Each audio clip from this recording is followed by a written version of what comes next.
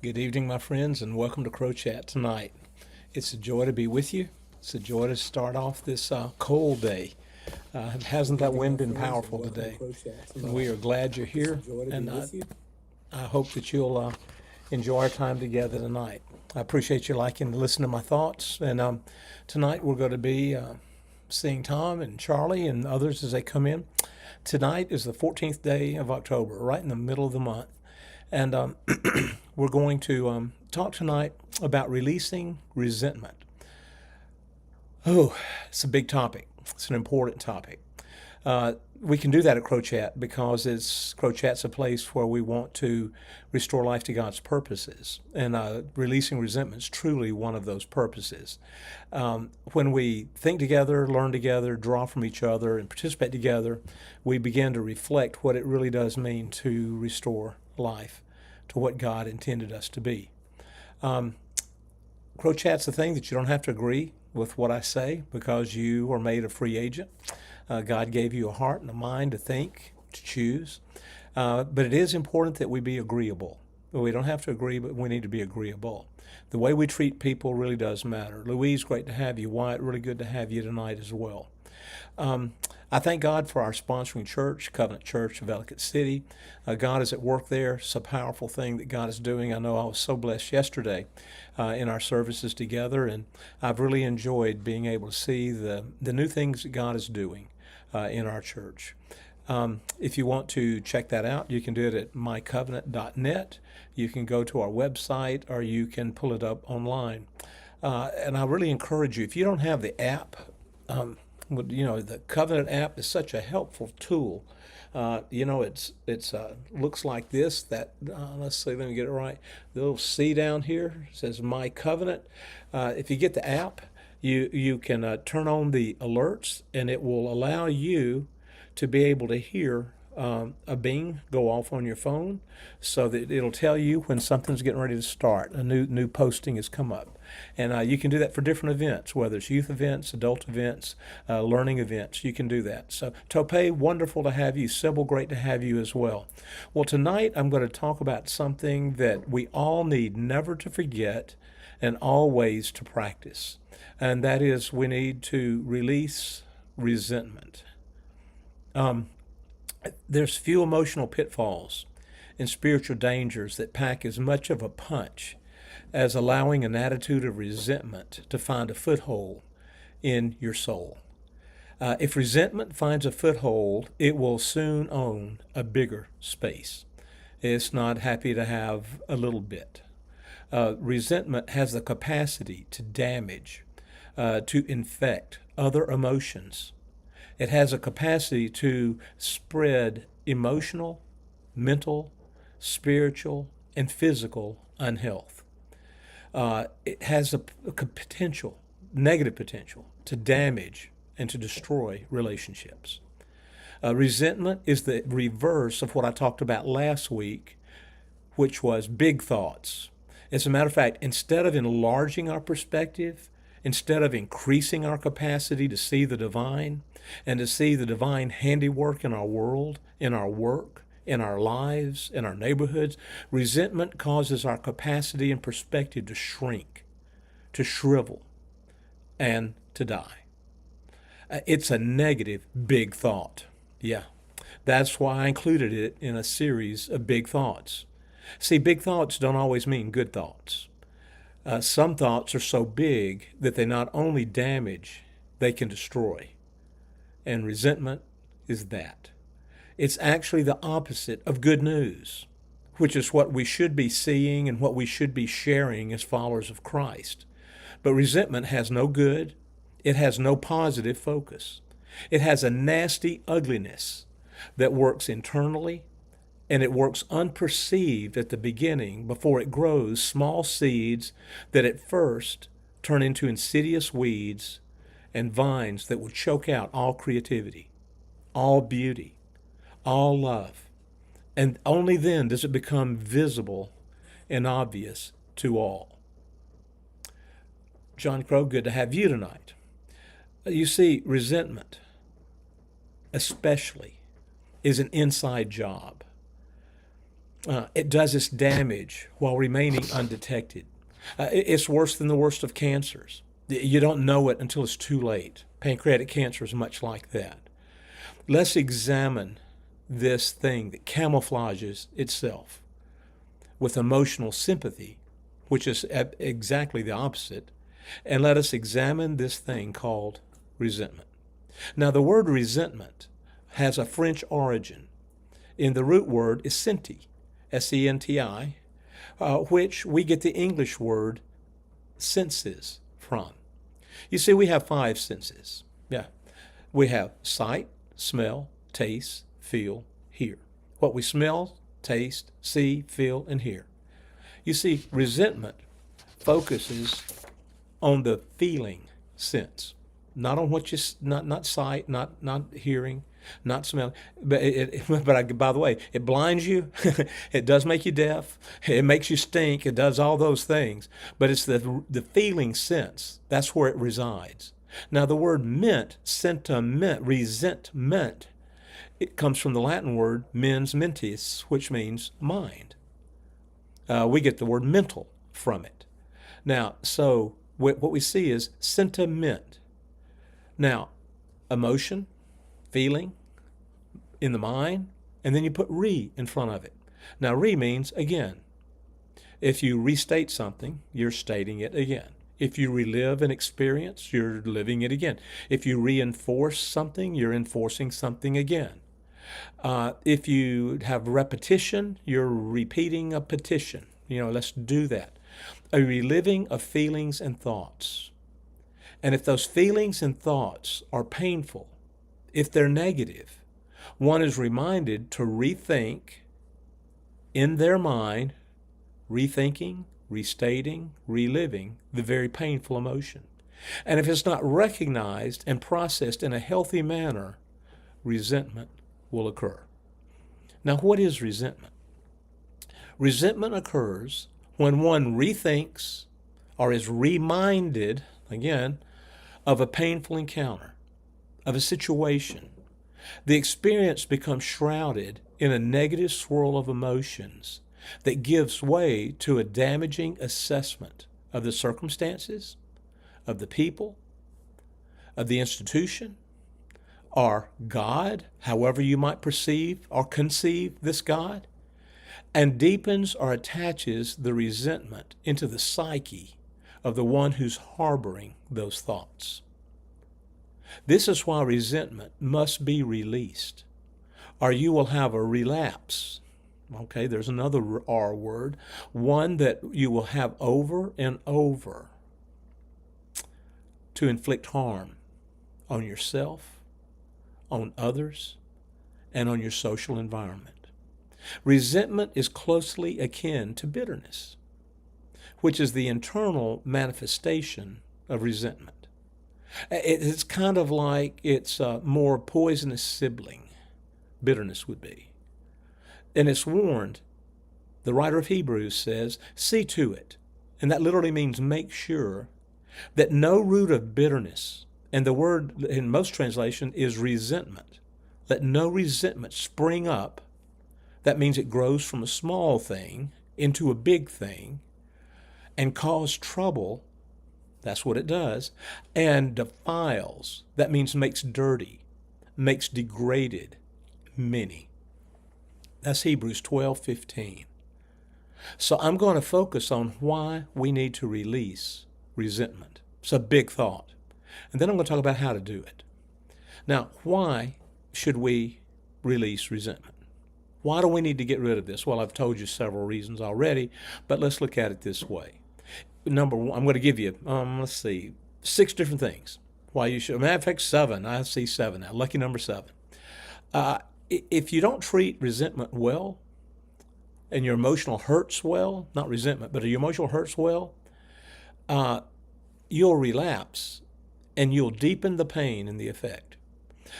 It will spring up and it will cause trouble for many, for you and for others. Matter of fact, this is what Cain did in Genesis chapter 4. You see, Cain was told by God, Elohim, that he could offer better than what he did. Abel had offered the first fruits of his flock.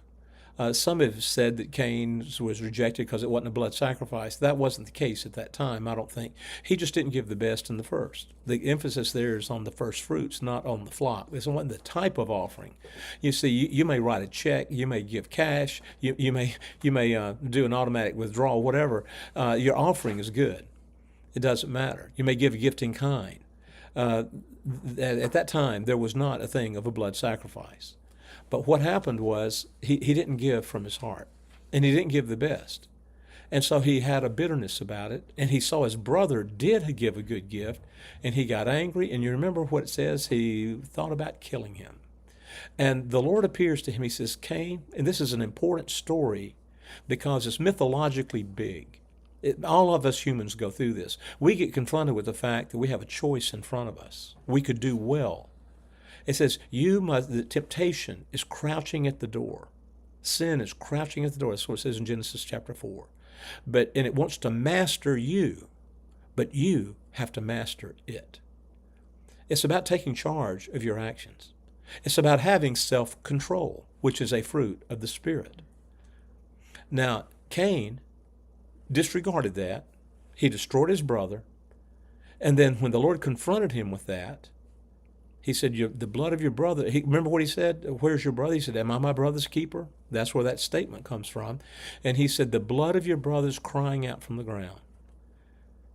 And then Cain made this comment, my pain is more than I can bear. Yeah.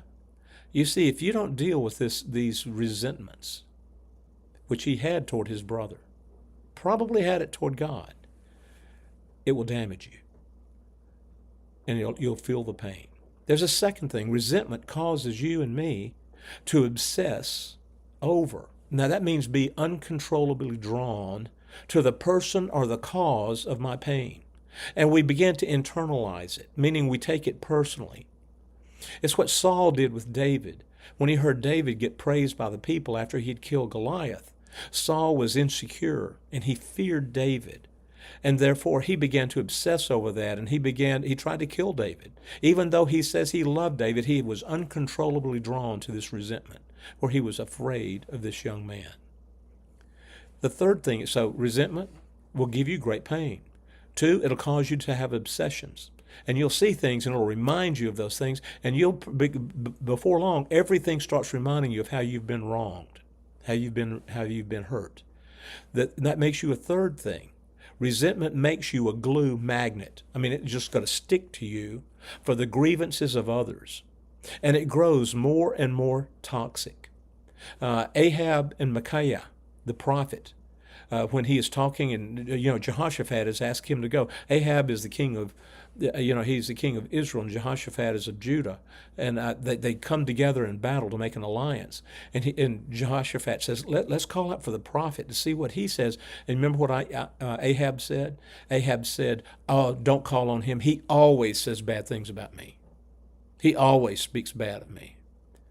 You see, resentment makes you a magnet to think that everything is coming against you. And he could not hear. As a matter of fact, when Micaiah said, you're going to win, he said, I don't believe him because he would not speak well of me. So he was ruining his own life. It makes you a magnet for negative things. A fourth thing, resentment disrupts your physical health, your sleep, your digestion. You can't shrink emotionally and have physical and good spiritual health. The psalmist talks about this. It says, Lord, you have kept my eyelids open. I'm not able to sleep. My thoughts are just hounding me. The Psalms speak of this much. A fifth thing, resentment makes you a prisoner who thinks you're a victim to any offender, and it thwarts any possible healing. This is what happened to Judas, apparently. Judas was so bothered by what Jesus' mission was. Judas wanted Jesus to be the military king. He wanted to be able to have a place in the kingdom. He was the treasurer. He was trusted. He wanted this place. And when Jesus says, no, it's going this way. I've told you that from the very beginning. This isn't a new thing. I started out the ministry. saying, the Spirit of the Lord is upon me to preach the gospel to the poor, to lift up the downtrodden, to open the eyes of the blind. Yes, to give release to captives. Jesus came to champion the cause of those who had less. And that is so important for us to understand. That's why he says the good news is to be preached to the poor, the people who have need of it the most. You see, resentment makes you a prisoner or a victim to the one who causes your pain. A sixth thing, resentment fuels anger that I can justify by calling it righteous, while in fact it's rotting away my own soul and my heart. What I'm actually doing with resentment, I'm cannibalizing my own psyche and my own spirit. I'm bringing it to end by my own hand, or my own mind, by my own thoughts, my own words. Wow. It's what the psalmist says in Psalm 73. He said, when I was embittered, when I was full of resentment, I was torn up inside. I became like a senseless animal. And animals have an instinct that causes them to do whatever it takes to survive. It's a hard thing. You see, these 6 things are deadly about resentment. Now, there's a 7th thing, and this is really critical because here's where it flips outward. Resentment prompts me, it goads me to lash out at the offender and to justify my actions, eye for an eye, tooth for tooth. Except that we always, well, I'm not going to say always, but almost always inflict more than we have received. Getting even is a phrase we often use for doing something that is far more than getting even. You see, getting even entails inflicting a greater amount of damage, at least as much as I got, and a little bit more than I perceived that I received. My perception is almost always greater than the reality. Cain exaggerated Abel's offense. Saul exaggerated David's threat. Just click down the list that I've just read to you, and you'll find a magnification of pain in the application of the evening it out. You see, the longer that we have resentment, the greater it will appear to have been because it's steadily eroding my soul. You see, the more my soul shrinks, the greater the slight will appear. Yeah. And before long, I'm just a ticking time bomb waiting to go off for the smallest thing. That's what road rage is about. People, when somebody cuts in front of you, they're probably not doing that on purpose. But even if they are, why would somebody go off and have that type of road rage that would cause someone to either ram a car or to shoot somebody or whatever? You see, these are the sad individuals who I've often said in ministry, they're just accidents waiting to happen. Sadly, from experience, I've witnessed people who say things like this, and I'm going to read you a few. I can't make a friend. No one likes me.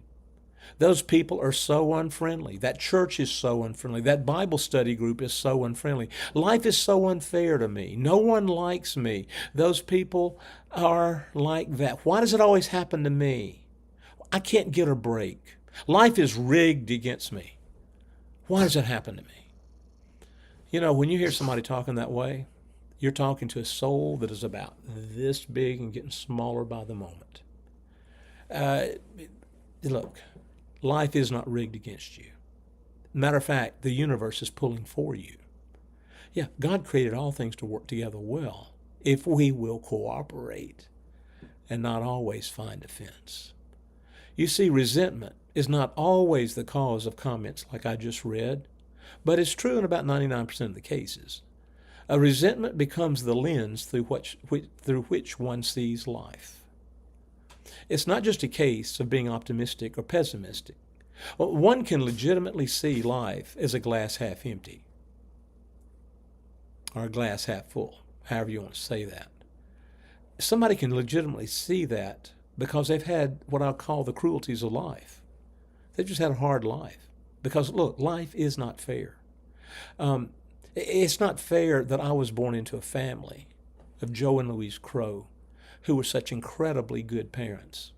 And I had both of my parents alive and into their 90s. That's incredible for that to happen. And I don't deserve that. I have 5 sons who are all healthy. I have grandchildren. God has blessed us. That's not fair. I have friends who would long to be married. I have friends who have had nothing but heartache. They've had diseases. They've had accidents. They've had problems. They've had kids go off the rails. Listen, life is not fair.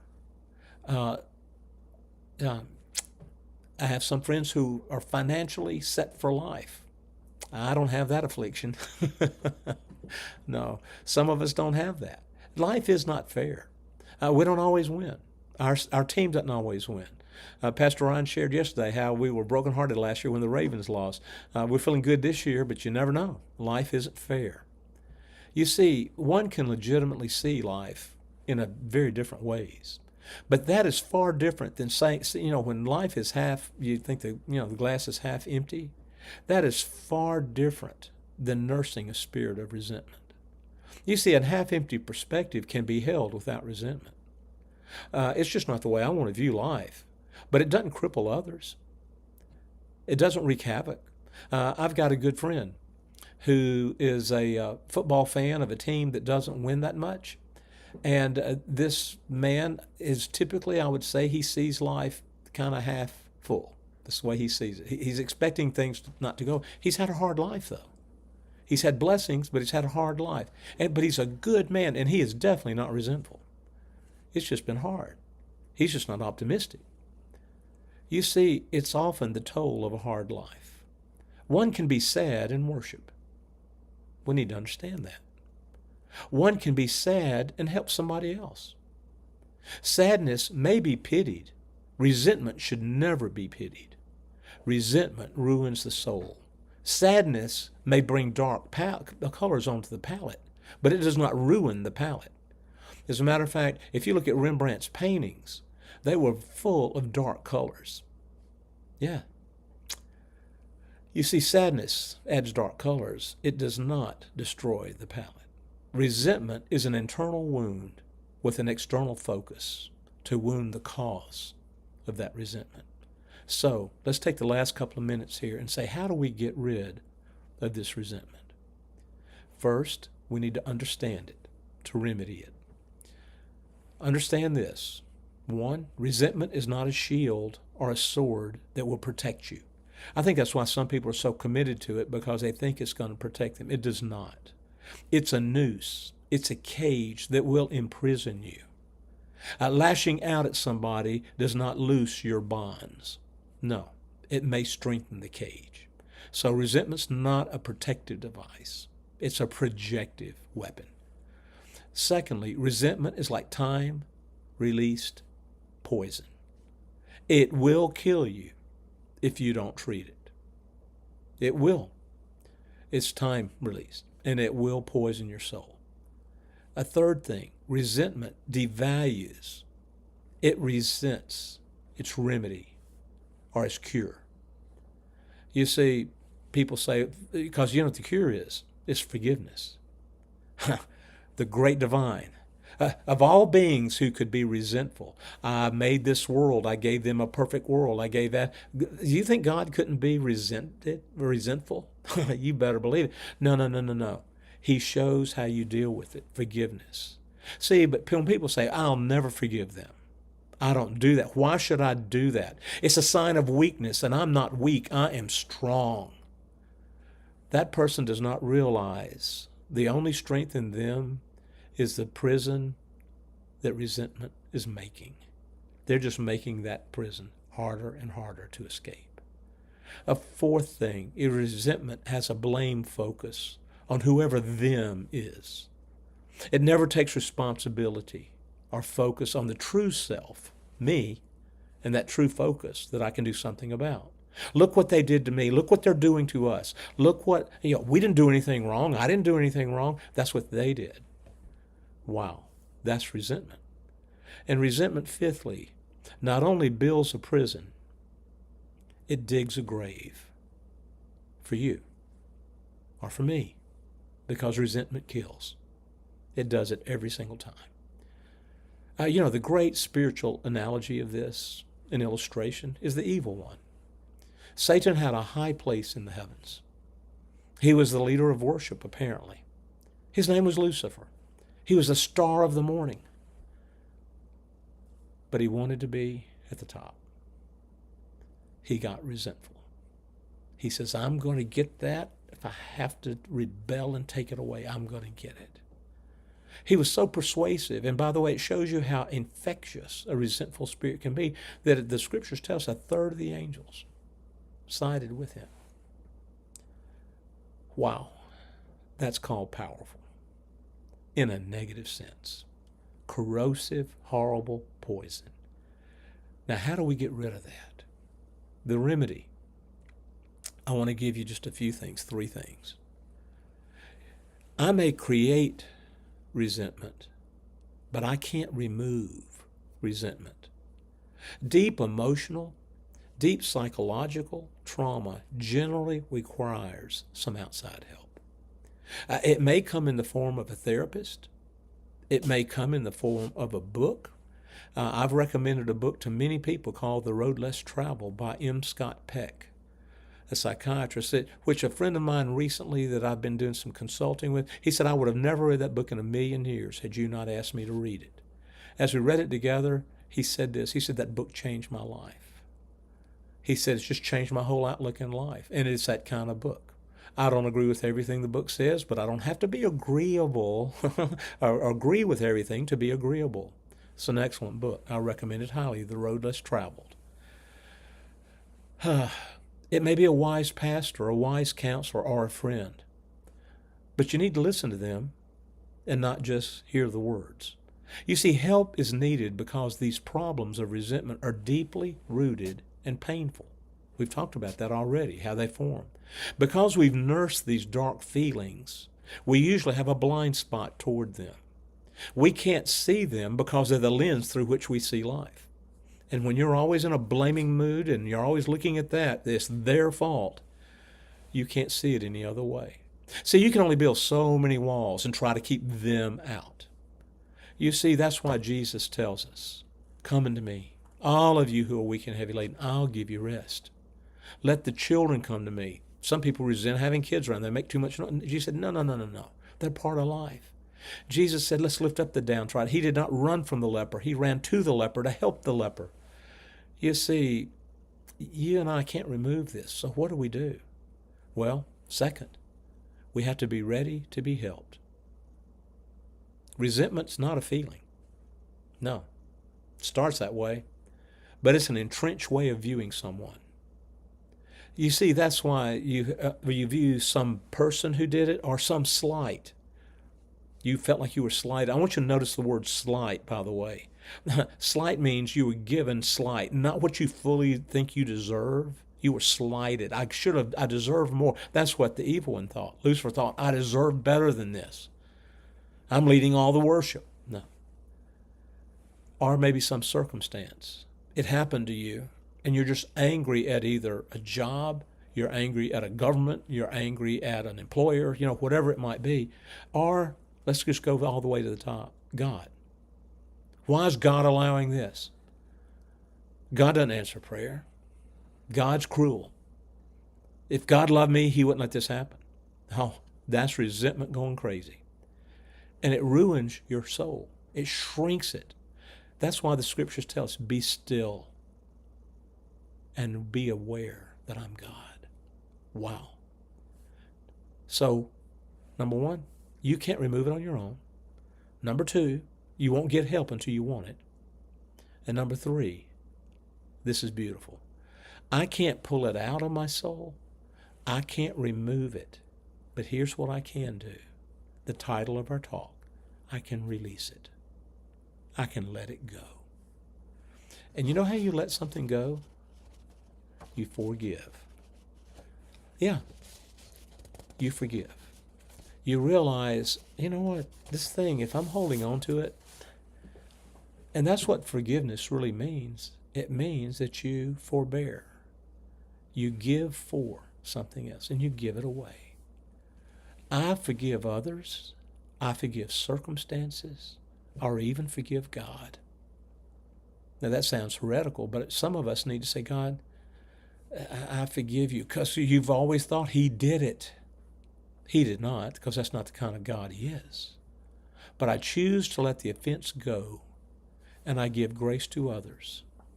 I give grace to myself. Some of us are resentful of our own actions.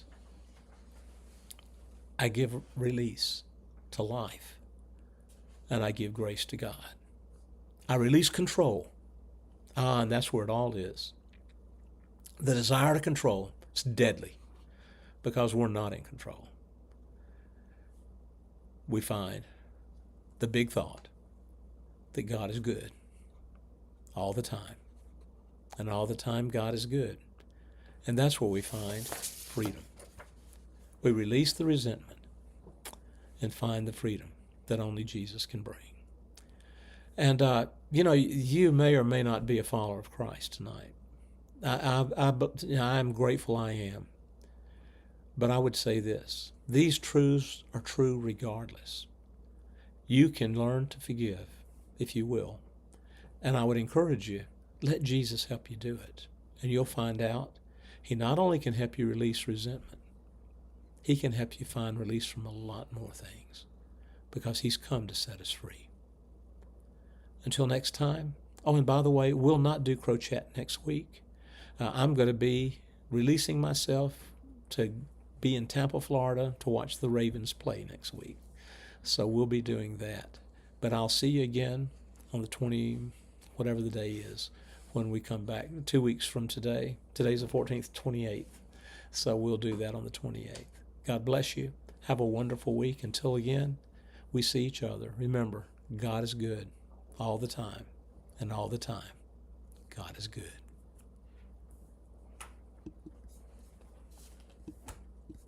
Have an enjoyable trip, Thomas.